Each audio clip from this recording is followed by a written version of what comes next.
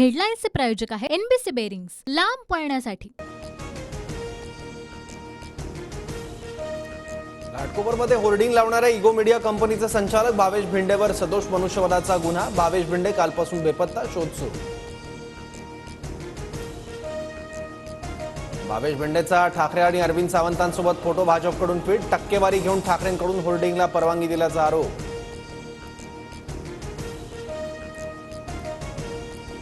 भाजप आणि शिंदे गट प्रशासनाच्या माध्यमातून राज्य करतायत। घाटकोपरमधील अपघात आणि मृत्यूला हे जबाबदार, संजय राऊतांचा पलटवार।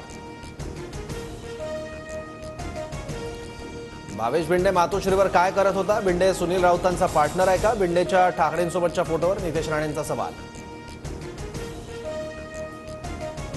अनेक व्यापारी भेटायला येत असतात, यात उद्धव ठाकरेंचा संबंध काय? भावेश भिंडेसोबतच्या उद्धव ठाकरेंच्या फोटोवर भुजबळांची प्रतिक्रिया। 10 जूनपासून अधिवेशन सुरू होणार। घाटकोपरमधील घटनेच्या उच्चस्तरीय चौकशीची मागणी करणार वडेट्टीवारांची माहिती। 2021 मध्ये होर्डिंगसाठी तत्कालीन रेल्वे पोलीस आयुक्त कैसर खलीद यांच्याकडून परवानगी। रेल्वे पोलिसांची माहिती, मात्र होर्डिंगच्या आकारमानाबाबत परवानगी होती का? संभ्रम कायम।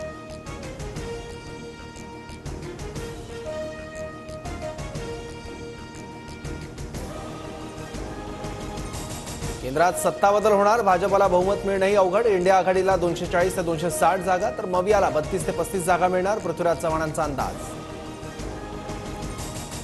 2014 आणि 19चे सर्व रेकॉर्ड यावेळी मोडतील। राज्यातील आमचं 45 जागा जिंकण्याचं मिशन यशस्वी होईल, मुख्यमंत्री शिंदेंचा विश्वास।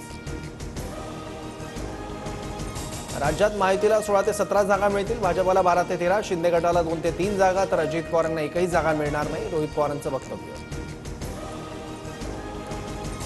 सर्व ज्योतिष सांगतायत 4 जूनला चित्र स्पष्ट होईल, येत्या निवडणुकांवर परिणाम होण्यासाठी अशी वक्तव्य। पृथ्वीराज चव्हाणांच्या दाव्यावर भुजबळांची टीका। महाविकास आघाडी महाराष्ट्रात 30 ते 35 जागा जिंकेल, एका वृत्तपत्राला दिलेल्या मुलाखतीत जयंत पाटलांकडून विश्वास व्यक्त। नाशिक महापालिकेतील भ्रष्टाचाराबाबत संजय राऊतांसह पंतप्रधानांसह फडणवीसांना पत्र। मुख्यमंत्र्यांसह त्यांच्या मर्जीतल्या बिल्डरांकडून 800 कोटींचा घोटाळा, राऊतांचा आरोप। नाशिक पालिकेला फसवणारे ठक्कर बिल्डर काल मुख्यमंत्र्यांसोबत। ठक्कर बिल्डरने 200 कोटींना विकत घेतलेली जमीन 500 कोटींना विकली, संजय राऊतांचा आरोप। मराठा आरक्षणासाठी मनोज जरांगे पुन्हा आक्रमक। 4 जूनला मनोज जरांगे पुन्हा उपोषणाला सुरुवात करणार।